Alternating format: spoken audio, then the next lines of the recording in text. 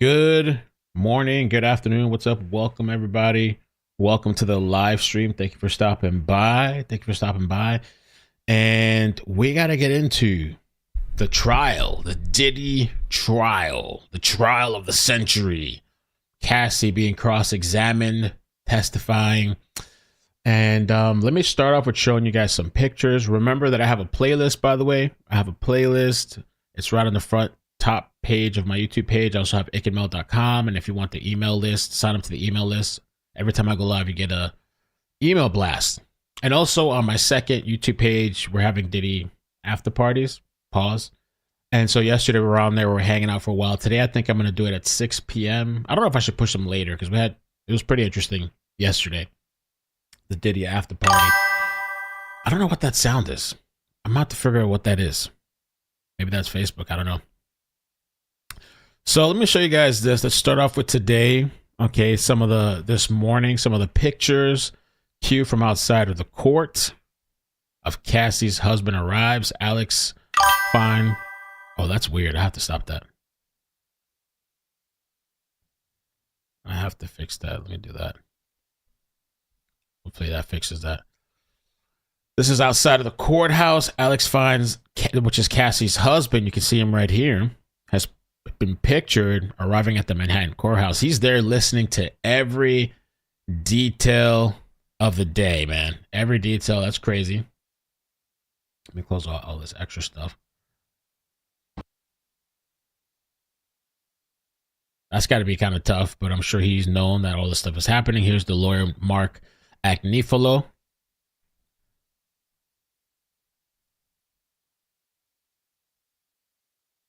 What happened yesterday? Let me play a little recap while I fine-tune the stream. I played this on the after party Diddy last night, but this is a recap of yesterday. Let me play this while I just fine-tune some settings real quick. Day of cross-examination, and I don't want to say it's super intense because Diddy's lawyer, Anna Estevea, she's doing an amazing job at being very gentle. I mean, Cassie and her have exchanged a few laughs while she was on the stand, which I thought was pretty incredible. And additionally, there's a lot of explicit graphic text that we're seeing from Cassie to Diddy and vice versa. And Estevea is saying, look, if you don't want to read these, you don't have to, which I thought was really nice. Also, when Cassie answers and it's kind of a yes or no question, Estevea isn't like, it's yes or no. She's being very, very calm and very kind.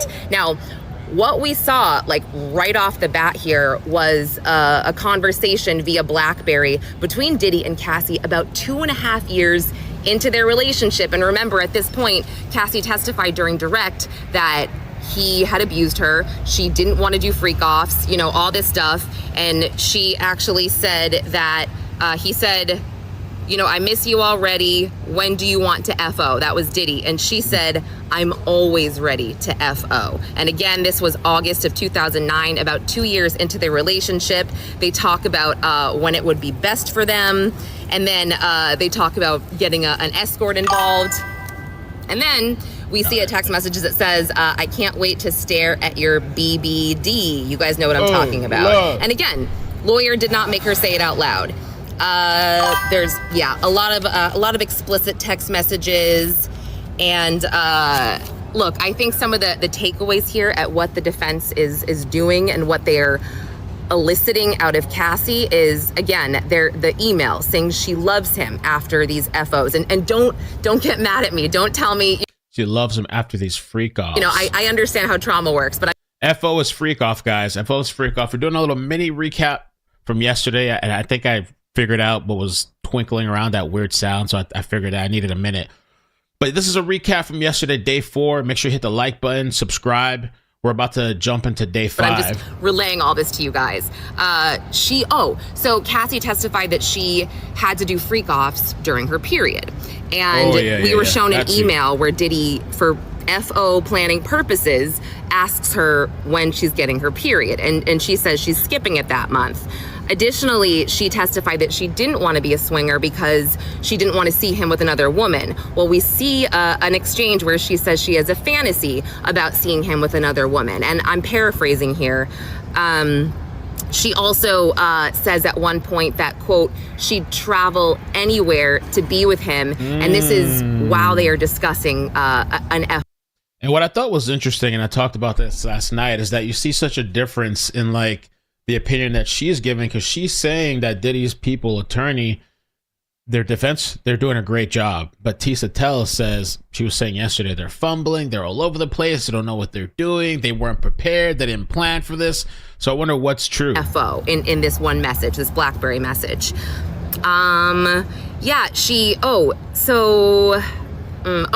Another big thing here is the drug talk and the opioid talk. So Cassie testified that Diddy told her he was addicted to opioids. And the defense is basically saying, well, did you see him try to get off these opioids or come down from them? And she said, yeah. And then they said, well, that makes one volatile, angry. And again, I'm paraphrasing, but basically what they were alluding to is that Diddy's violent behavior and aggressive behavior and all of his mood swings that she talked about were because he was coming down from opioids. Let me make sure. I feel like I have so many notes from today. Yeah, they're trying to say he had an addiction. They both had an addiction. He was coming off of the drugs. And that's why he, when he would get upset, he would lash out. Also that she was cheating, and she supposedly cheated because he was cheating. Yeah, again, only about Cassie saying how much she liked it after it happened. It was so good, and she's talking about FOs. Oh, something really big that they're trying to prove here. Cassie felt like she didn't have the words. And I'm going to get into the Tootsie Roll in a minute. I want to make sure we get some people in here. We got to talk about the Tootsie Roll that I found out about last night. To relate to Diddy because she was so young that she didn't want to do this and yada yada, referring to the FOs. Well, we've seen a lot of messages from Cassie to Diddy that are paragraphs, let's say, explaining certain things to him, really seeming to wear her heart on her sleeve. At one point she said, look, I'm unsure about the FOs because I feel like, before when we were doing them, and this is a few years into their relationship, she said, before we were doing them, I could spend time with you after. Now we're doing them and you're leaving right away for work and I'm not getting that time with you. So the defense is kind of like, well, it looks like she's able to communicate this stuff. And is it fair to say that this is the reason that you didn't want to do freak offs? Not everything that you testified yesterday. Again, don't get mad at me. I'm just explaining about what the defense's strategy seems to be and what they're going for. They also went into the fact that, look, you testified that it would take you days to come down from these FOs and you would waste so much time of your life trying to recover. Diddy was doing the same thing. He was coming down from these too. Is it fair to say that he was still running a business, running running his own life, running Bad Boy Records and traveling here and there, basically saying, well, he was fine. He didn't have to recover for days. That's your problem. Again, just some observations. Cassie doing a great job holding it together, so calm, so poised. And Anna Estevea, really great. I mean, a lot of defense attorneys can badger these witnesses and really come across unlikable to the jury. But like I said, they're sharing laughs. And I think that was all strategic. If we were here yesterday, when we did the recap stream, catch up stream, the defense attorney, Anna, I think her name is Anna or something. She got Cassie to laugh a couple of times on the stand. And I think that was all part of it because Cassie's pregnant. And supposedly today they're rushing the trial. They're telling the defense, you have to finish today. You have to be done today. We'll give you till 4:30 and then the prosecution will take 30 minutes to redirect because they're concerned, well, she's pregnant, the baby is going to come out and pop, she's going to break her water in the courtroom. I don't think it's right, though. I really don't think that it's right for this star witness. The whole case is like, she's the main person. I thought it was some type of reporter that if it wasn't for Cassie's lawsuit, like this thing wouldn't even be here today the way it is with the feds. The whole thing is around this. And the prosecution and the judge is like, hurry up. Okay, you got to go. Hurry up. Like, whoa. You know, she's not too aggressive. She's getting her point across without being a jerk. So I will give you guys more later. And I mean, you're probably going to see it printed on TMZ everywhere else, but these text messages are so graphic. And I just feel so bad for Cassie because she was so young. Yeah, very graphic text messages. I'm going to play just a little bit of this part 2, and then we'll start with today. But maybe I should start with the thing from last night before I get into the second part of yesterday. Let me see here, the Tootsie Roll gate. I posted a short version of it actually on the second page. I think did I post it? Oh, I didn't post on the second page. I thought it did.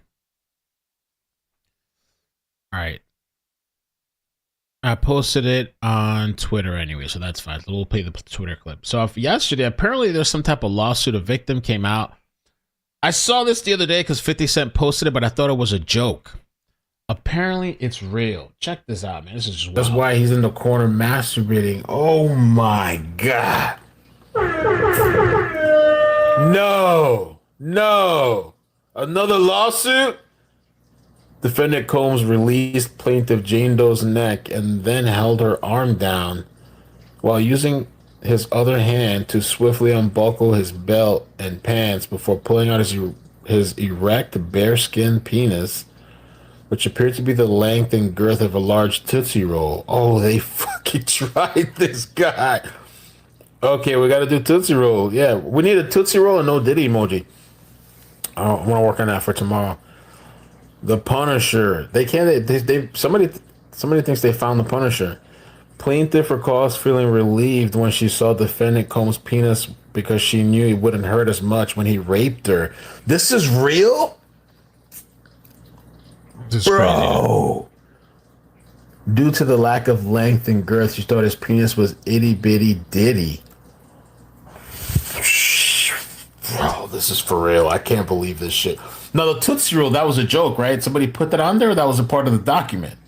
That was on the files I submitted to the courts? Bro, it's crazy. That was last night at the after party. It can mail clips, it can mail CC.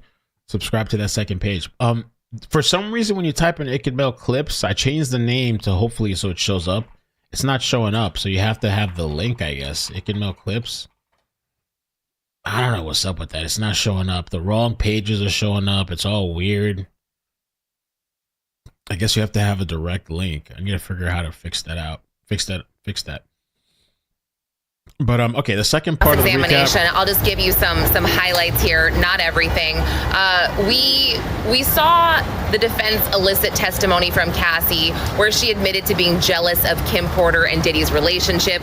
We saw an email from Cassie to Diddy where she basically said, and I'm paraphrasing, she wants to be more than a sexual fantasy to him. And she started this email off by saying, I know you think that you're Bruce Willis, but you're not, because he was on a vacation with Kim Porter and they weren't together at the time. They were with their kids. She was referencing Demi and Bruce.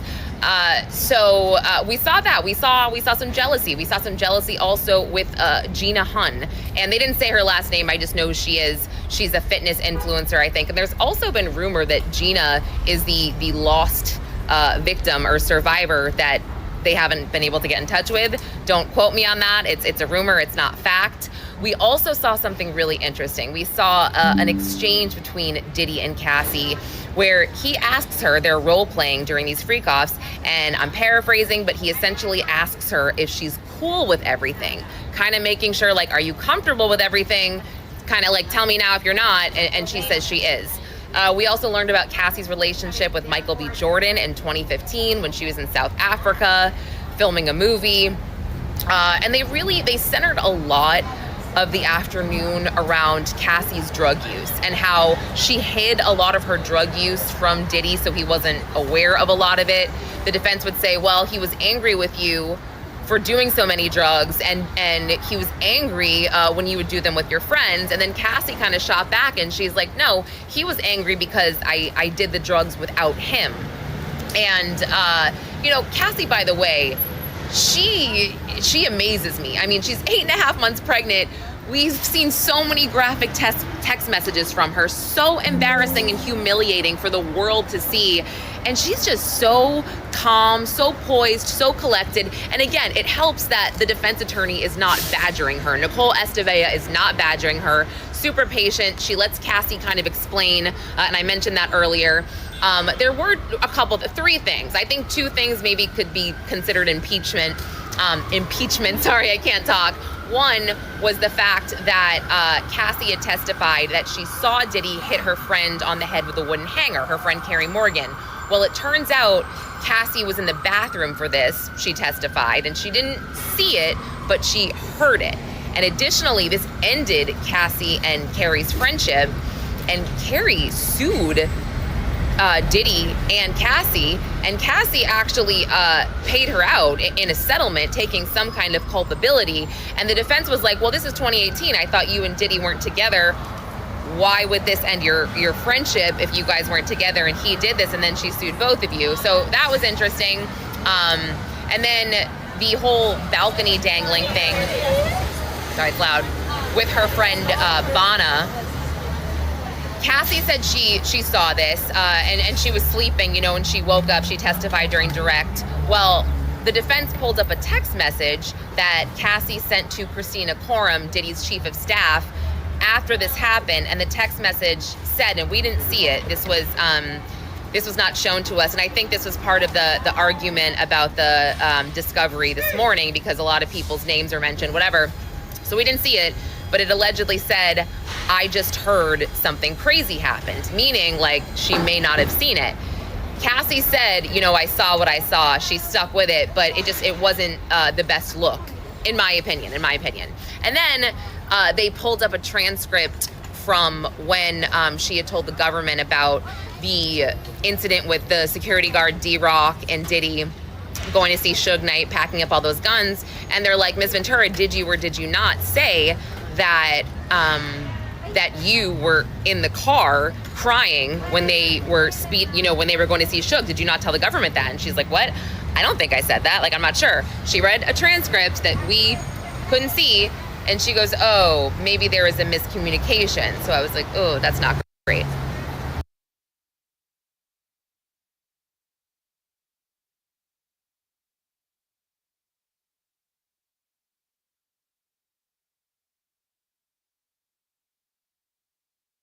I'm muted. Sorry. So yesterday, everything from the text messages, 2011, we're focusing on Combs called her baby girl. I love you so much. It makes me cry. Well, Cassie said, I love you so much. I can't wait till we don't care anymore. They talked about the freak off. She said she loved it. All this stuff. She was jealous. Kid Cudi's car being blown up. Kim Porter. All this stuff yesterday. Now this morning, this is some of the pictures this morning out there. Mark Agnifilo. This is Cassie's husband from outside of the courtroom. Court was in session. Cassie told Diddy, I'm not a rag doll. Cassie Ventura is back on the stand, and the defense's cross-examination continues. Defense attorney Anna picks up her line of questioning, asking about the period around the incident at the Intercontinental in March 2016. This is when hip-hop mogul allegedly attacked Ventura. She tried to leave during a freak-off session. Estavo asks about Sean Diddy Combs' drug use at the time, and Cassie says she believes he was intoxicated while at the hotel.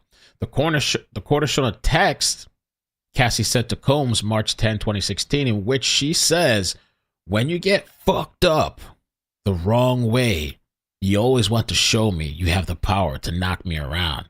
And I'm not a rag doll. I'm someone's child. But Cassie said that. And more pictures of Cassie this morning. This is brand new. You see Cassie ready to pop. Baby is ready to come out. Coming out of her apartment, pregnant, smiling. Cassie smiles as she heads to the Diddy trial. She took the stand again, as we just said. Soon to be father. He's there listening to every detail intricately. He arrived in court. Prosecutors fear risk of mistrial if Cassie goes into labor. Oh. before she's done testifying, pushing for the defense to finish today. This is what I mentioned earlier. They're pushing. Hurry up. Hey, get her out of here. Prosecutor says if Cassie has to continue to Monday, there's a possibility she could go into labor and force a mistrial in the bombshell case. Diddy's like, yeah. The prosecution team filed a letter after midnight asking the judge to ensure that Combs' lawyer wraps up. The biggest witness, and you have to rush to question her. You can't even take your time because she's pregnant. So F Diddy, I guess, right? A prosecution team filed a letter midnight asking the judge to ensure that Combs' lawyer wraps up the cross by 4:30 today. She won't be forced to come back to court again next week. There's a possibility that Ventura, who was 8 months pregnant, could go into labor over the weekend. We can't risk a mistrial. Come on. Come on. And we just talked about that. I'm not a rag doll. The text was sent just days after the intercontinental altercation in March 2016. The pair had exchanged several texts over the days, including one sent by Combs proclaiming how horny he was for Ventura. I'm so horny for you, Combs texted Ventura March 9, 2016 to Ventura, to which she responded, you are? Why? What made you feel that way? Cassie says she felt the text was a little strange to receive just days after the attack. Maybe that's what he likes. Into that, or manipulation. So Cassie testifies Diddy once stole her phone because he thought she was dating an NFL player. Oh, Lord, another one. Sean Diddy Combs once snatched Cassie's phone out of her hand while they were in a car together because he suspected she was dating a professional football player. Ventura testified about the August 2016 incident when Combs ran down Wilshire Boulevard in Los Angeles with her phone. She said her mom eventually called the police after she returned home without the phone. Combs' attorney Anna painted the incident as another instance of her client's jealousy. The football player's identity wasn't revealed, but Cassie confirmed that he was a professional football player. Drop the name, man. Drop the name. We want to know. And by the way, Don Richard might be testifying today. Don Richard is a former member of the girl group Danity Kane. Danity Kane is expected to take Don to take the stand today once lawyers finish. That was a group, I think, by Diddy, wasn't it? Danity Kane. And judge wants everyone to get on with it. Lawyers blame each other. Like I said earlier, we talked about, they're pushing. You got to get it done by 5. We may have a problem if the government continues to object and insist the witness reads text messages, defense lawyer Anna said. We don't understand why they continue to object the authenticity. Prosecutors pointed the fingers at Combs' team, accusing it of dragging this out. How's it dragging it out? The government respectfully submits this letter requesting that the court exercise its discretion to limit the defendant's cross-examination if necessary to ensure that the examination concludes by the end of the trial day. That's crazy, dude. That's crazy, man. Prosecutors oppose showing video of Combs thanking God in rehab. So they don't want, prosecution doesn't want people to see this because they're saying he was in rehab. They're both struggling with drugs. Who got who into drugs, though? That's what I wonder. Who started off with the drugs?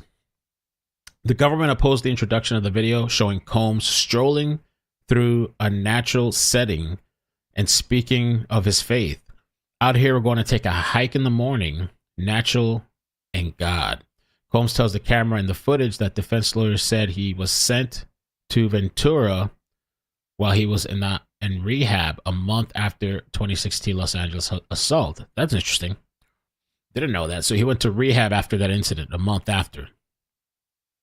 Want to wish you a great, beautiful day. My thing today is to approach everything with grace, calmness, and love and God in my heart. I want you to know I'm growing. I want you to grow with me. Love you. Love you. Assistant U.S. Attorney Emily Johnson objected to the video, which should be kept from the jury and goes to nullification. The judge will allow Ventura to view it and answer questions, but the jurors will not see it. I wonder why. Why not? And we read this already. The Ventura tells Combs she is no rag doll to be knocked around days after she was beaten at the hotel.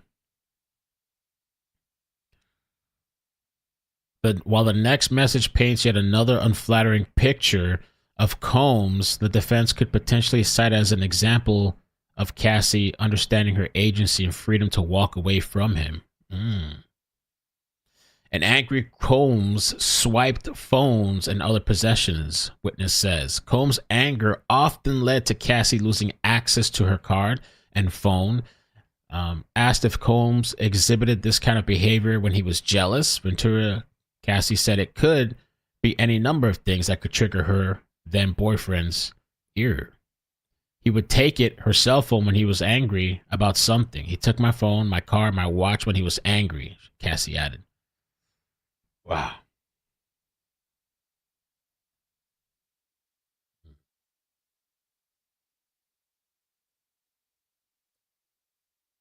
Cassie testified that she went to dinner with Combs in 2018, August, to have a conversation about closure. And we did talk about that previously. They were not together then. This was like at the end of the relationship. Or they were not even together. And she was seeing another man who is now her husband. Okay, so this guy's watching this. It's like, I guess he knows, right? I don't know. She said Combs was nice, playful, and romantic. And he brought her home. What a sweet guy. And then he raped her, apparently, allegedly, in the living room. Cassie testified on the floor. Cassie said she remembered crying and saying no, but Combs wasn't himself and didn't stop. She said she was intimate with Combs one more time after the incident. And that's what threw me for a loop. I didn't understand that part. That threw me for a loop. Because why? Why? The relationship's over. It's 2018. You guys meet up again for some dinner. And, you know, she said he was playful and romantic and he brought her home like a gentleman and then R'd her while she's with the guy she's married to now. And then after that, sees him again and has another encounter. When asked why she agreed to see him again, she replied they had been together for years and was very connected. Something you just don't turn off. I mean, I guess some people do that, but in the case of like this horror where you're trying to escape and you know you can't leave and you're being controlled, you're dating with somebody, you're with somebody else, and you still go back. So she testified about the 2016 hotel video, which was a big part of the case.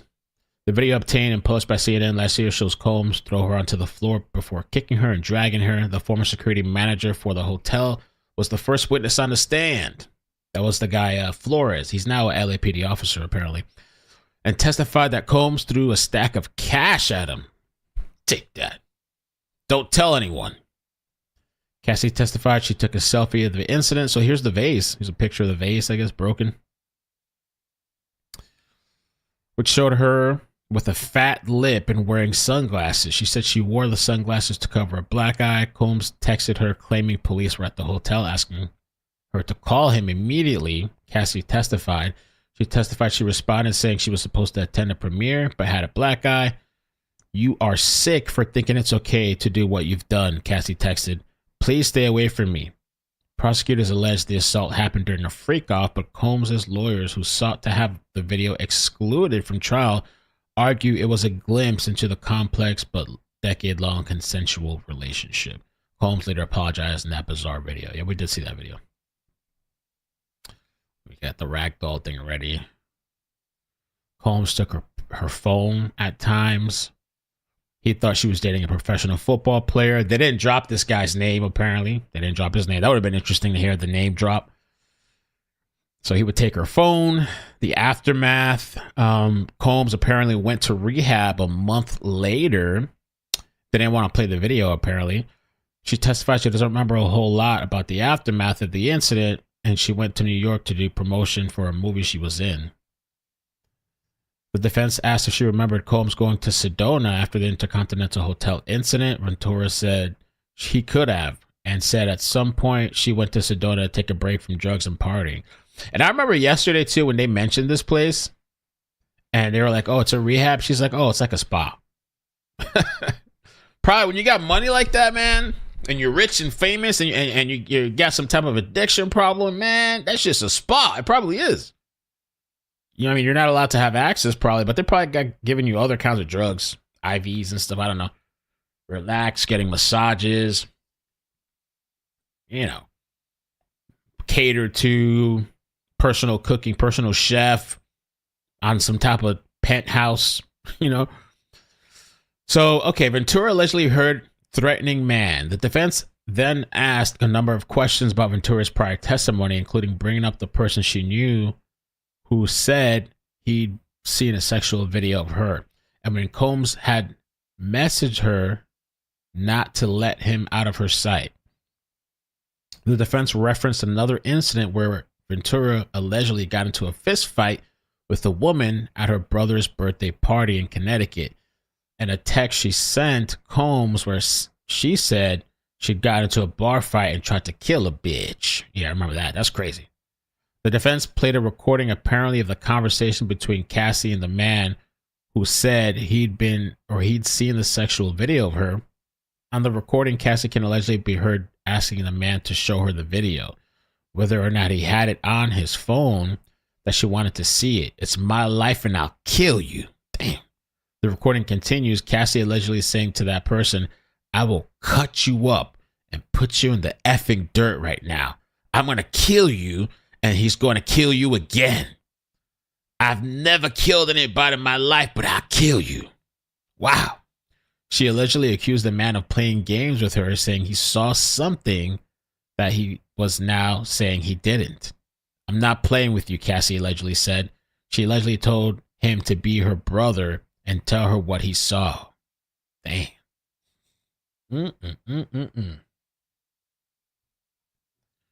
Jeez. Show me.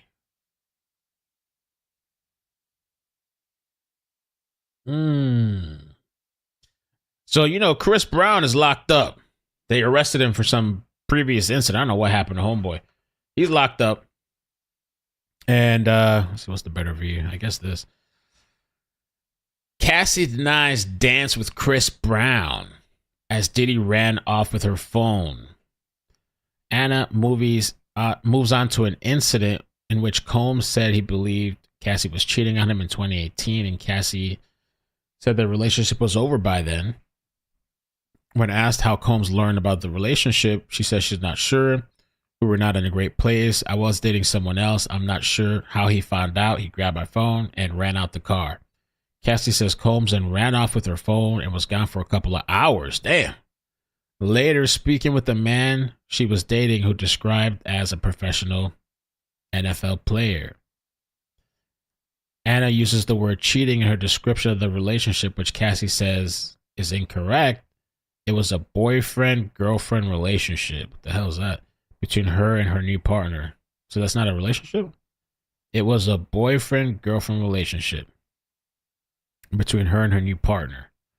Cassie is then asked about a time she was dancing with Chris Brown, answering, don't remember, adding she wasn't dancing with the singer. At this point, the prosecution objects and the line of questioning moves on, with Cassie confirming that there were other occasions when Combs took her phone. That's wild to see this guy run off like that. That's wild, man. I'm curious too about the Tootsie Roll lawsuit, man. I can't believe the guy did it like that. Wow. I guess that's a real lawsuit, the Tootsie Roll.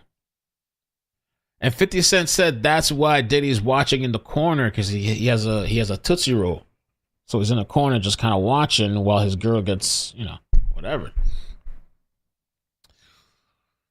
We talked about the audio recording of Cassie saying, I'll F you up. I'll F you up. Anna asked about Cassie learning of a recording out in the public and her concern it might have been a freak off. Anna says one of Combs' security staff was with her in Sedona, Arizona at the time, which was a trip to take a break from drugs and partying. Okay. Cassie agrees Combs was encouraging her to get to the bottom of it. A conversation is played to the court of Cassie appearing to threaten a man she believes may have the video. Cassie asks him if he has it on his phone and then threatens him when he doesn't show it to her. And I just read this. Where is it? You're telling me nothing right now. You have it or you don't have it. What? I want to effing see that. It is my effing life and I will kill you. If you have it, pull it up or I will kill you and he will kill you again. I'm tired of you talking shit. She goes on to accuse the man of playing games and adding, I will kill you. I have never killed someone in my life, but you are effing with me in my life right now. I would show you the video. You are playing games because you said you saw the video. I will F you up and it won't be on my hand. Anna goes on to say Combs spent time and money to make the problem of the recording go away. Cassie says she doesn't know the details. So she got a little spicy too.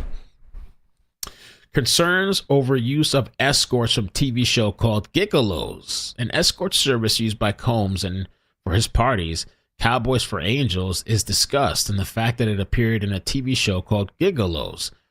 Cassie agrees that she had been concerned that escorts involved in the Showtime program had also been invited to freak-offs, and that there was the risk of details of the parties become more widely known.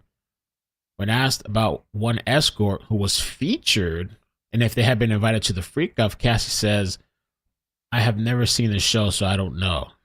Okay, they got a show called Gigolos. Giggity. All right, so that's Christian Combs. Got some pictures of the family today. Wait, what happened here? Oh, here we go. There we go. Christian Combs, Justin Dior Combs. The sons arriving to court. Cassie opens up about treatment for trauma and drug addiction. The line of questioning moves on to Cassie's use of drugs, and she tells the court that she's been taking Suboxone for an opioid addiction since 2022. The prescription medication is a combination of a drug containing buprenorphine, I forgot how you say this shit, buprenorphine and naloxone. Cassie says she sought further help as an inpatient at Willow House at Rehabilitation Center in Arizona in 2023. She described receiving EMDR, eye movement desensitization and reprocessing treatment once a week during her 45-day stay. Cassie says it helps recount memories and process them, adding they hook you up to a machine. It regulates your brain waves. It lets you complete a trauma that you cut off. The Rehabilitation Center describes itself as offering inpatient treatment for women experiencing a wide range of sex and intimacy issues, including love addiction, sexual compulsivity, unhealthy relationship patterns, sexual trauma, toxic relationships, and co-occurring mental health and substance abuse issues. She says she wasn't treated for sex or love addiction. Okay. They took a little break. Okay, they took a break right here. Then text from Cassie suggests freak off with a girl. The courtroom returns to text messages between Cassie and Combs, which have previously been mentioned in court during her cross-examination. In the April 2010 exchange, Cassie tells Diddy, I want to tell you about something tomorrow. Going to sleep, love you. She confirms to his lawyer, Anna, she was going to tell him she no longer wanted to be part of the freak-offs and was concerned he'd react badly. She moves on to a text in which she suggested a freak-off with a girl, to which Combs answered, what makes you want to do that? The court hears that Combs is dating another woman called Gina. Oh, Gina, baby. Gina, during the last half of Cassie's relationship with him. So Gina supposedly, I don't know, there was rumors that that's the missing witness. That's the witness that just disappeared. What's going on with that, right? Gina. Cassie describes alleged R after Malibu dinner. So we talked about this, I think, right? This was a 2018 dinner they had after they had split up. She says she was dating her future husband, Alex Fine. And describing the allegation, Cassie agrees that Combs had been attempting to convince her to go to Burning Man Festival in Nevada and had taken her out to dinner at an Italian restaurant in Malibu, August 2018. After this meal, Combs took her home and R'd her. Cassie says Combs was acting strangely at dinner. She says she can't remember if he seemed anxious or not. She is asked by his lawyer if she believes that it was related to his bipolar disorder. Cassie says yes. So he's bipolar. Everybody bipolar, autistic, whatever. Kanye bipolar, autistic, everything. A text message sent by Cassie to Combs the following day shows her using a heart emoji. Oh, man. After all that shit, you sent him a heart emoji? A text message sent by Cassie to Combs the following day shows her using a heart emoji. Man, she was all over the place. She was a mess still at that time. Estavo asked if it's correct that she went to see Combs again because you were together for so many years, because you can't just turn off your feelings. And you still had feelings for him at that point. Cassie agrees. There's discussion over dates, says the lawsuit Cassie filed says the R happened in September, but she told prosecutors in April that the R happened in August. It was in August, around that time of the meal, Combs sent the text saying, I know I look bad at you. I could tell I didn't turn you on yesterday. I fell off. Damn, Diddy was falling off, man. Diddy. Alex Fine there, the husband. Oh. Husband punched wall when he heard of R. Cassie confirms she went to see Combs on September 27, 2018, and that they had sex that night. She says her now husband, personal trainer, which, by the way, that personal trainer was hired by Diddy, I believe. Alex Fine attempted to FaceTime her during the evening, and Combs saw who was calling. When asked if this was the middle of the intercourse, Cassie says she doesn't know. Damn, bro, that's dirty. You out here wifing and materialing. You're over here calling your chick. You're dating somebody. You're in love with them. Maybe you're simping, whatever. And your girl's getting, her back out. Back shots. And she's looking at the phone while she's getting it in. I mean, obviously, I guess they work things out, but because now they got 3 kids. Well, 1 on the way. But she does confirm later that she said she had a great night. Damn! Wait, how? How? How do you have a great night?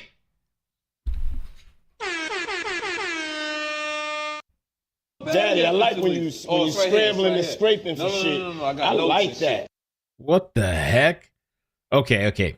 She says she didn't tell her now husband she had been R'd by Combs at the time, but that he punched the wall later when she told him. Okay.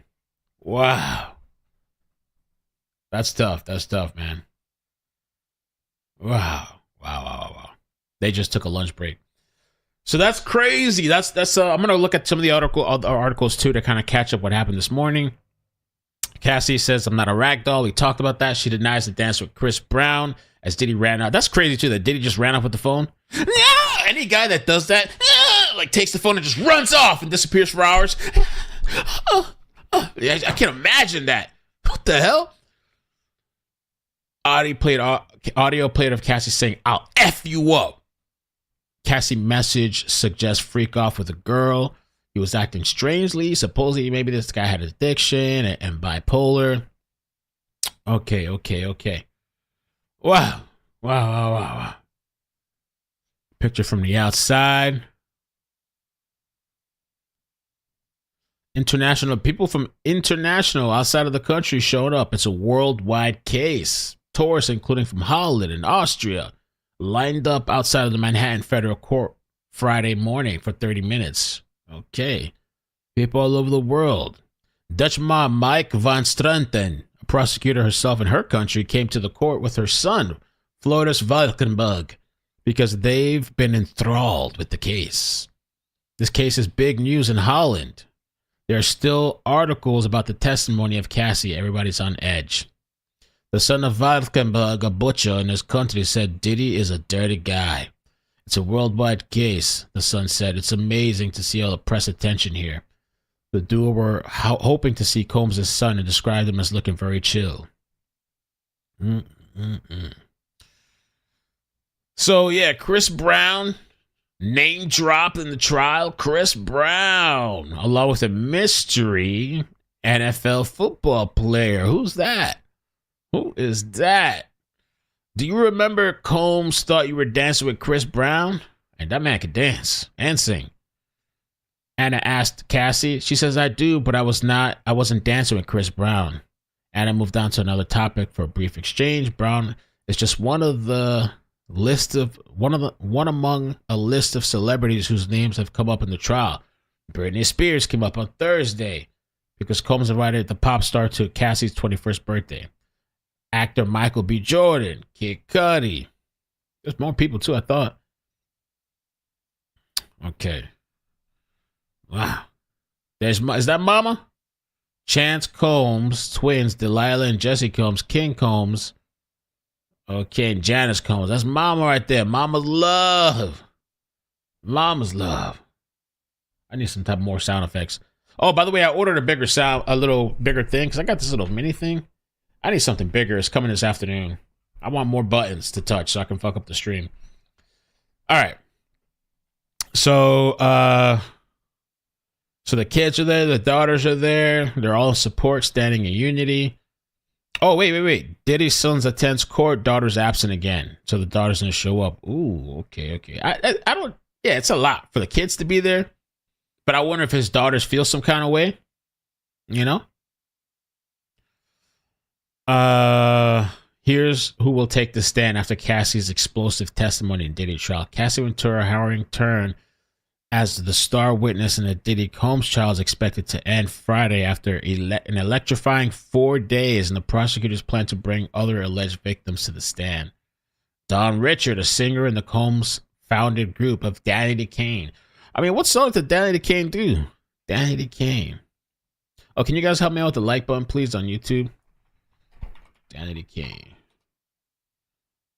Danny DeCane. Whatever happened with us? You know what I mean?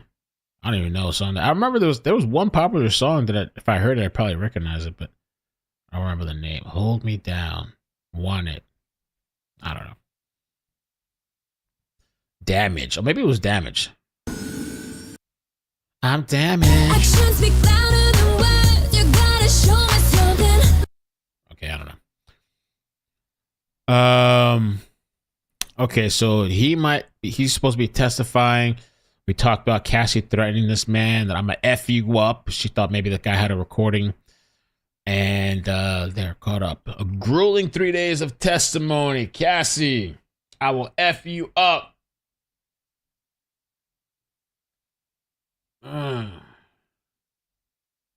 They took a lunch break a couple of minutes ago. Cassie says she had consensual sex with Combs after he AR'd her, which is crazy. That's crazy to me. That is crazy.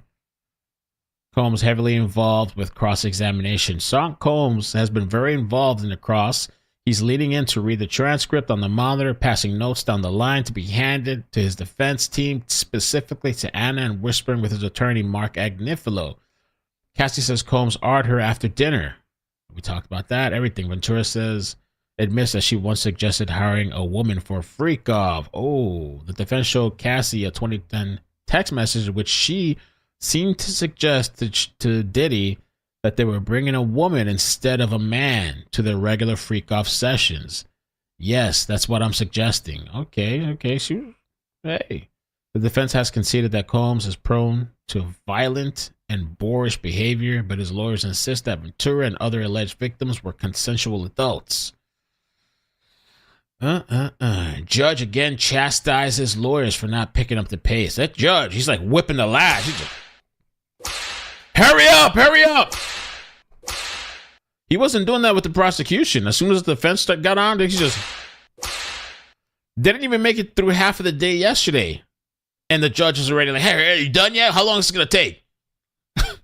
Jesus. What's up with this judge, man? I get it. She's pregnant. Yeah.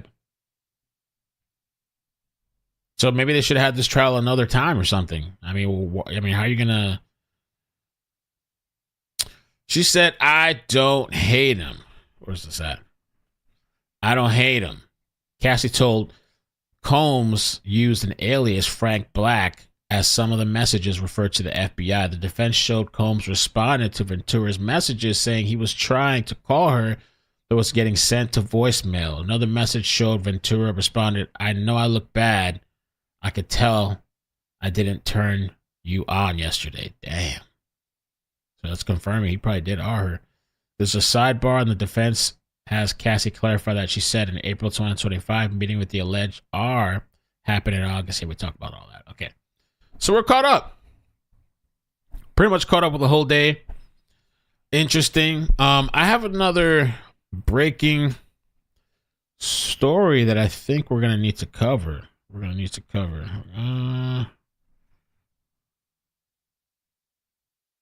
Oh wait, are we gonna cover?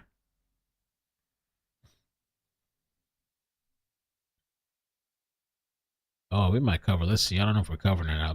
Just hang on for a second. Let me investigate this. His fingerprint to get the, Shit. I need, let me see if I can find this. Danity Kane. There it is. I found it. That was quick.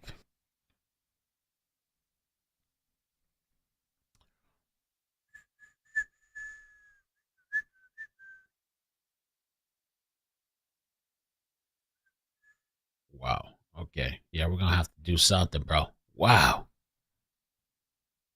Well, we're gonna have to do something. We're gonna have to jump. What do you guys think of the trial so far? Do you like the recaps? Do you just like, because we're gonna do a part 2 later. We'll come back and end off the day.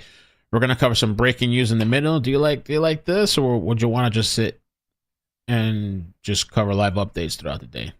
Or is it whatever I want to do? Maybe it's whatever I want to do. Right? Maybe that's what matters. Not you guys. I'm just kidding. Sorry, I'm talking shit. Talking shit! Breaking news, guys. We got some breaking news. We're going to pivot. We're going to pivot this stream.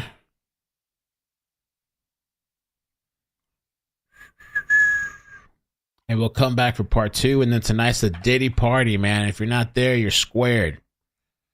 Diddy party tonight. We'll recap. We'll talk about the Tootsie Rolls, the small penis stuff, all the stuff, that the allegations. I want to do like a call-in thing at some time, but Diddy.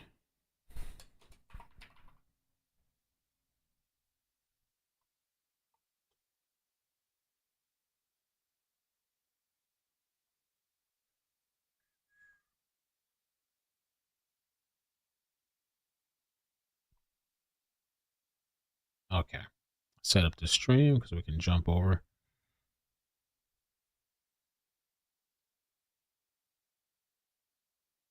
Let me see what you guys are saying. Whatever you want to do, Mel. Doesn't matter. Okay. Ooh, Dr. Joanne says, stop the cap. Cassie was a willing participant. They're at lunch break right now, yeah.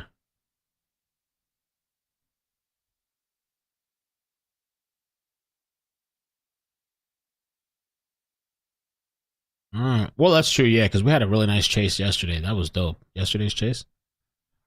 All right, I'm going to redirect you guys. We're going to start a new stream. We're going to talk about this manhunt. Apparently 11 inmates escaped, bro. 11 freaking inmates. What the hell? It's Maria, bitch. Thank you for being on Twitch. Says this chat is better than YouTube's chat. You know what? Twitch actually looks pretty dope. It doesn't look bad at all. I wish I had more people on Twitch. Hopefully we can grow Twitch. The app looks really nice too. The app on the phone, I started messing around with it. I'm still getting a handle of it. If you have any tips and suggestions, let me know. Like email me or something. Because I need to fix up the Twitch and tweak it and fix the panels and all that stuff. But I am going to start a new stream. There's a breaking situation. 11 inmates.